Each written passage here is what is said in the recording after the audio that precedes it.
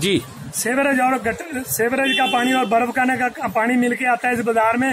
इधर से लोगों का गुजरना बहुत मुश्किल हो गया है। कल रोज जुमा को इधर से एक जनाजा गुजरा, वो भी गंदे पानी से गुजर के गया।